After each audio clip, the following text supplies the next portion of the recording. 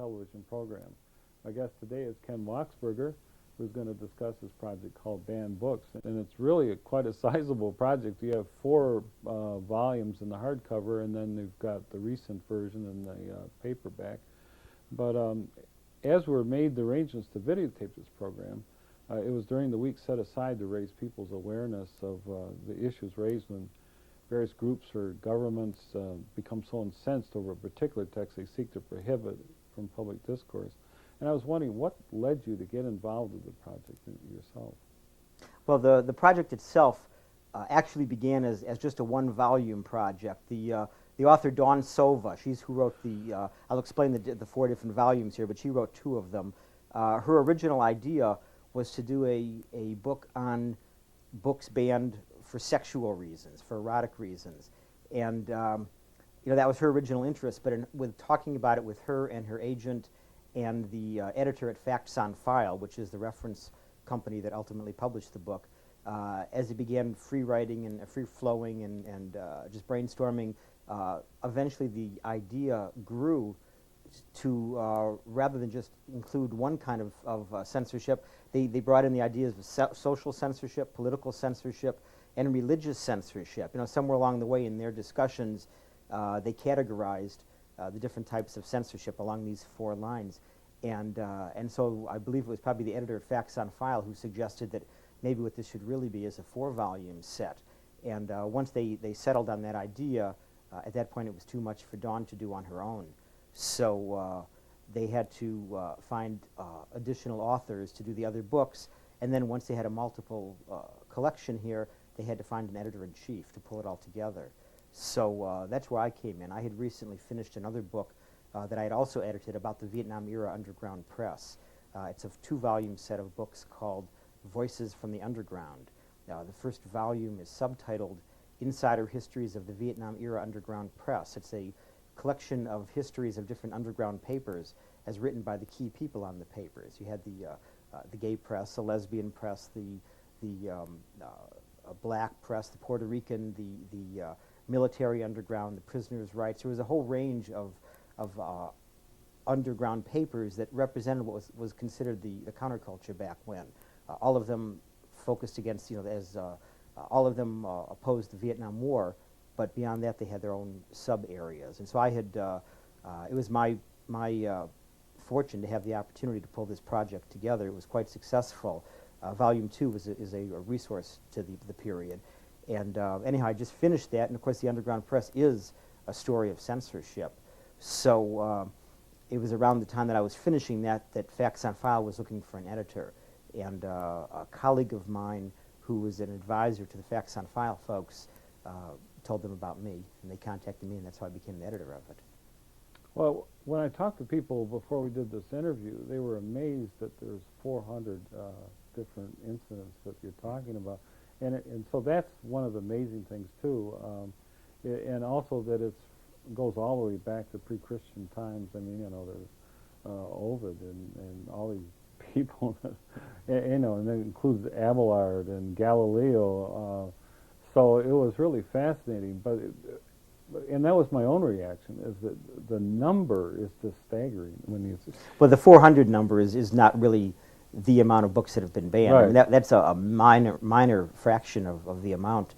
I can't even claim these are the 400 best examples. There are 400 good examples, and I think that's really all that the authors were trying to show. I mean, there's no way you could, certainly not in fighting the deadline that they were fighting. They had 2 years to do this whole project. There was no way that they could really find every single book that had been censored or banned or harassed or whatever, and actually evaluate all of them and come up with the best 100 for each category. They just, I wasn't, but yeah, when I talked with people, they would say they knew about a couple of examples, sure, or they knew some other ones, but to have as extensive a range, really opens up a pattern that you're sort of dimly aware of, but it doesn't really gel in your mind until you take a look at this 4-volume set and the other book. It's really amazing. And then also the thing that fascinated me is a lot of the authors are people that you think of sort of mainline authors, really. I mean, they weren't even particularly like Diane Fossey, the Gorillas in the Mist. the zoologist, and her book was banned because she talked about the sexual practices of the gorillas. I mean, it was scientific research, which, you know, for a program on academic books, you know, it's almost ominous that someone's book would be banned simply because you're doing your job and Well, observing. we use, it is amazing no matter how you look at it, but we used banned, the word banned, in a fairly loose sense.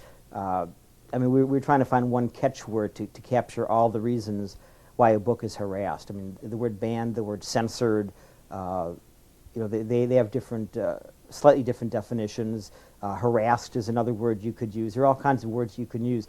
But the books that are in this collection here have been banned or harassed, or the authors have been harassed in various ways. Some of the books actually were censored by the authors themselves, just because they, for whatever reason, they faced certain pressure and just didn't want to deal with it. So it's got a broad definition. Also, you've got some books that are banned, literally banned by the government in power or the religion in power. You know, banned meaning that if you print it at all, you die. I mean, as simple as that. Other books that are included in here are books, well, more recent examples, really, of books that fall into these categories here are books that are harassed by local school boards or by local parents groups within cities, trying to take books out of libraries that are already in there, or trying to get books that are on various curriculum lists taken off the lists. So these are examples also of books that are in here. It doesn't mean that a book is taken out of publication worldwide, but, you know, within different localities, they face their harassment. Well, a couple of people I talked to just last night, one was a local librarian, and we were kidding her about this because she's very much, you know, in support of the idea of not banning these books or, you know, full distribution. But she's also aware of the political implications that if you have something that is going to, you know, incite the community against your projects and, you know, against your building program or something like that, you really run this interesting risk of, you know, the fury of the community if you distribute it. So we were kidding her about, you know, would you allow them to do that? And another person said that there was a book that was banned. You know, the way they set it up when he was young is that you had to go and check the book out from the library. You know, it was a big issue about getting the book if you're a young person, if you're an adolescent. So something like 1984 or something like that, or Lady Chatterley's Lover, you had to go to the head librarian and make your case, and then they would, you know, maybe let you have the book and you had to read it there or something. You couldn't take it home. It was all this kind of stuff. Well, certainly books still face that. You know, books like Daddy's Roommate, that's a new one, or Heather Has Two Mommies. Those books are often discussed in the same breath, really, because they've often been their censorship histories kind of go like this. You know, sometimes just one of them is attacked. Sometimes both of them are attacked together, but they seem to go along. But those are examples of books that parents will complain about. They'll either want taken out of the library altogether or just put into certain sections where you have to ask permission to get them. I found it fascinating, though, that in this age of television, radio, and movies, that there still are some words and texts that can infuriate people enough to, you know, want to, you know, school boards want to put books on a list that you can't circulate and all that kind of thing. And again, the kinds of authors, Peter Matheson in Spirit of Crazy Horse. And, well, one area, you know, you're probably the U.S. Department of Defense and the Pentagon Papers, and Nelson Mandela, The Struggle of My Life. I mean, the book he wrote, it's just amazing that the range of authors. Oh, yeah, no, they're fought for different reasons. In the case of Peter Matheson's book, The Spirit of Crazy Horse, that was, Peter Matheson attacks some of the local leaders of the town. I can't remember right off the name of the town, but where most of the story takes place. He attacks them personally in the book, and so they objected personally. They were the reasons why the book was taken out of print for so long. And the Pentagon Papers was. Well, the Pentagon Papers, of course, That Would was you call that a self-banning, or?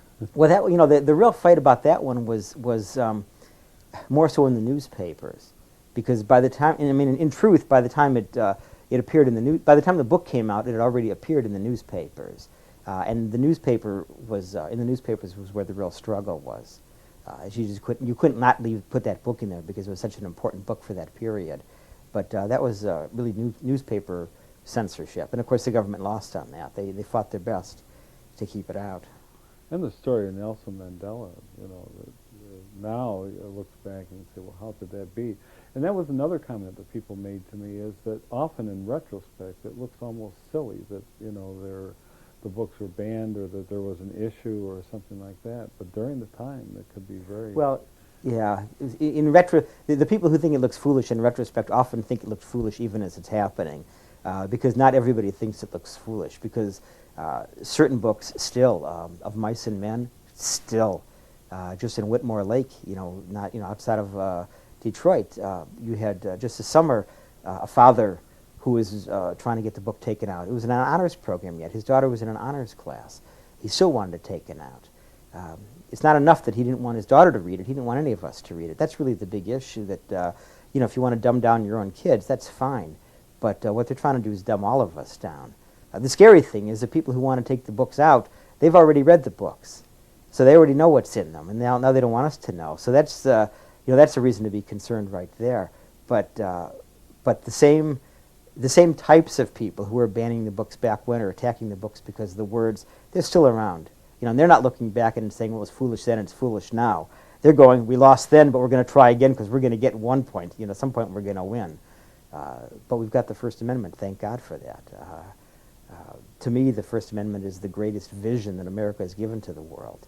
And as a Jew, I studied my history, and I know that we've been harassed worst in the countries that didn't have First Amendment protections.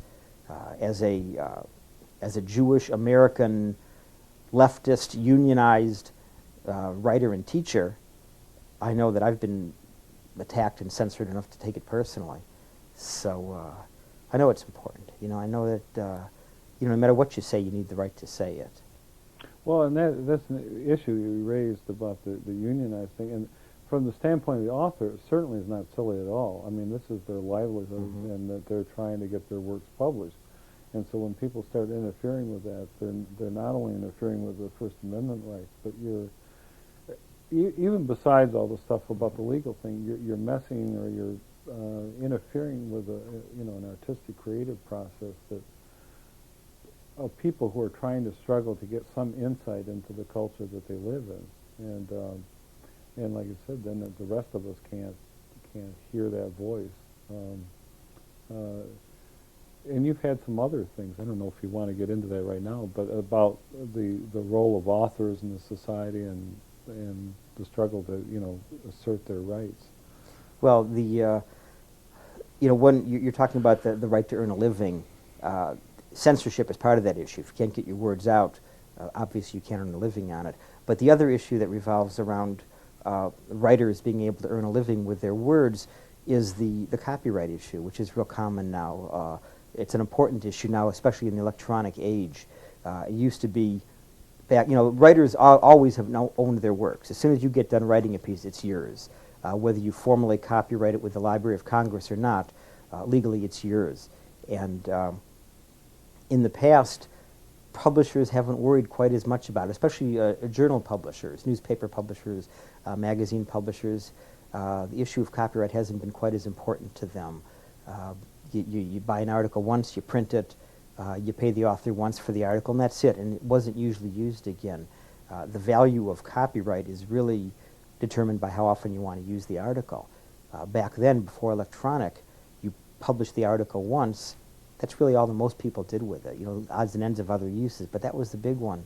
Nowadays, newspapers publish an article, but then they immediately go online and want to put it into their electronic version, and then they also want to take the article and send it to database companies for them to sell as individual articles. And what they've tried to do is keep it. What they've been saying is that when you publish an article with us, the online version, the database version, is simply an extension of the print version. This has been their fight. The National Writers Union fought that, the case Ticini versus New York Times. Jonathan Ticini is the national president of the National Writers Union. And we fought that issue for, I can't remember when it started, 8 years or so, and finally won it. At least we've won it so far. It's made it up to the appeals court in New York. So that's right up there. Usually it's not going to be overturned beyond that, but the New York Times and the papers that are on their side of the suit are still, it looks like they're going to appeal it still. I think mostly that's a delaying tactic, knowing they're going to lose eventually. But yeah, for us the issue is when we print the words, we want to be able to use it again. So. Well, for academic authors, if you publish in a journal, the audience might be a couple thousand people who would be subscribers. Maybe there'd be circulation in a library, but it wasn't opening it up to the entire, internet audience and all of that. Oh, right. Now, academic authors especially. First of all, academic authors are the hardest to unionize because they tend to think of themselves as academics who write, rather than academics and writers. They don't see it as two different careers. And in writing, they've often, their reason for publishing has been for tenure. And so often, the stereotype is academic authors giving away their articles, literally just saying, here, do what you want with it, just spell my name right. And then they use that for tenure. And what we're trying to educate them to understand is that, yeah, that's important, to get the name spelled right, to get tenure, to get all that, but the article is going to be used again. It's going to be used again because academic publishers are the first ones to go online. The whole ground zero of the electronic publishing story is taking place in the academic community. That's where all the where the technology is introduced first. And this is the exact group of writers who've had the least consciousness of their role as writers, or of the role of copyright. Often when I conduct contract advising seminars, and I tell authors that they own the copyright, they're amazed. They have no idea. They're amazed that when they get a boilerplate contract in the mail, that they're allowed to negotiate. They just assume that you sign it and that's it. So it takes a lot of education to change them. But the fact is that articles are being used over and over again. There used to be a myth that there's no money in academic publishing. That's a great myth. And it works for publishers because it encourages authors to say, well, no sense in fighting for my rights. There's no money in it anyhow. It's ingrained. They believe it already. But the fact is there's a lot of money in academic publishing. In fact, you've got individual publishing companies that are buying up other publishers. Major amounts. One company called Elsevier owns over 1,000 presses, over 1,000 journals. A company that I worked for, based in the UK, it's called MCB University Press. The letters MCB University Press. They own about 140 journals now, but they're eating them up. They keep buying more and more, and then they use them. Put the articles online. People buy into the databases to get use of individual articles. They get paid. The presses get paid for these, and authors don't think about this. So it's there's a lot of money. They just don't realize it. That's what we're trying to educate them to understand. Yeah, and with electronic publishing, it's opening up issues about the copyright law and whether it applies, or if it does apply, how could it be extended, and what do you do with that? It's some really significant things, or events that are going on. In terms of the Banned Books project, one of the things I thought was interesting and that Don Sova noticed is that in her preface for the volume on books banned for sexual reasons, she said that dirty words alone are not enough to make a work erotic. It seems as though there were other factors like social phenomenon, that were being discussed, like prostitution, unwed pregnancy, adultery, and then they also gave added intensity to it. So there was a contextual element that made these trigger, the bannings. And you had some comments, I know. Well, yeah. Well, in 1970, the U.S. President's report on obscenity, they couldn't really distinguish between the two. They couldn't come up with a solid definition. They tried again in 1986 with the Attorney General's report, and that was known as the Meese Commission more commonly. But they couldn't come up with a definition either. But what they did do is they acknowledged that there's something special about words. There's just something holy about words. If it makes its way into words, you have to treat it differently. And so somehow their conclusion in differentiating between pornography and erotica was that if it used whatever dirty words, whatever you want to call them, but just words. If the key was just words, if all it used was words, it was considered erotica. If it had pictures on it, it was considered pornography. So it really became a class issue if you think about it. If you can read, you can enjoy the words, get all your visuals in your mind, and you can enjoy erotica. If you're not a good reader and you refer to pictures, videos, whatever, well, that's pornography. One of the volumes that we haven't discussed yet is the one on religious grounds, and I thought that's because it really is a very resonant chord that's being heard worldwide. It still is.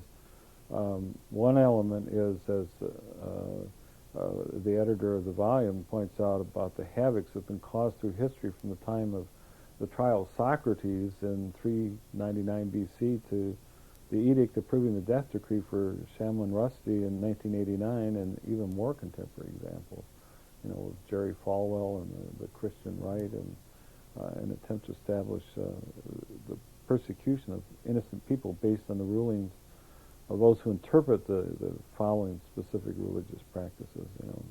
Abelard in the 12th century, Galileo.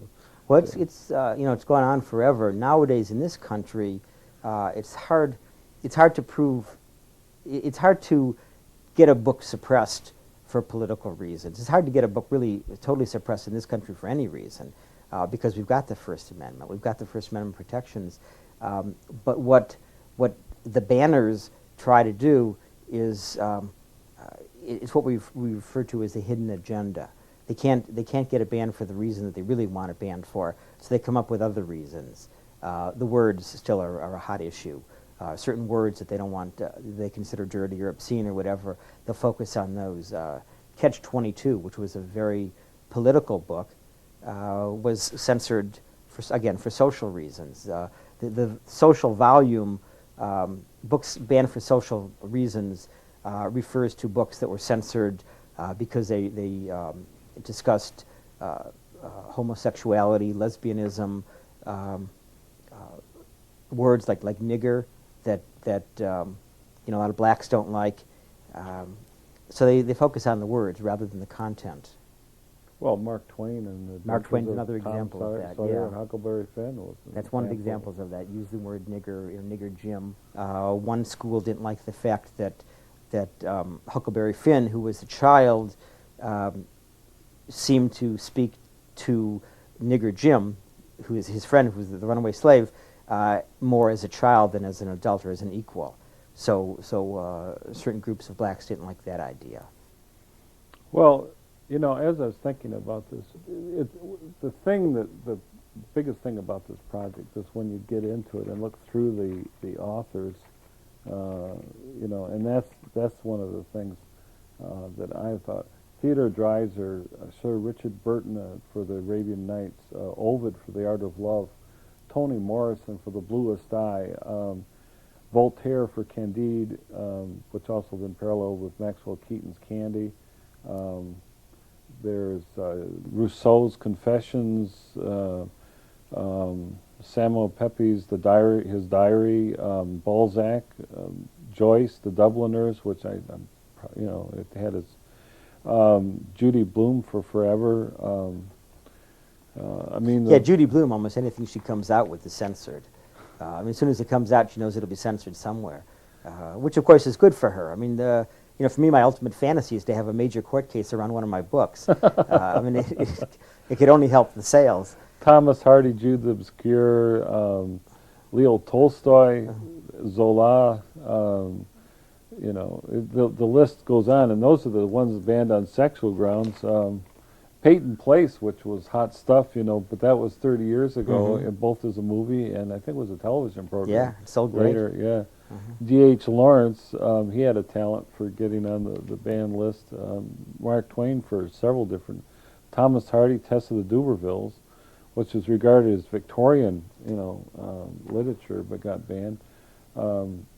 Faulkner several times, and that's the sexual ones. And then we've got the social ones. And it might be interesting if they, for a banned books thing, just sit there and read all the names. I mean, here's Mark Twain for The Adventures of Huckleberry Finn and Tom Sawyer, Sir Arthur Conan Doyle, Lewis Carroll, Alice's Adventures in Wonderland, not something most people think of.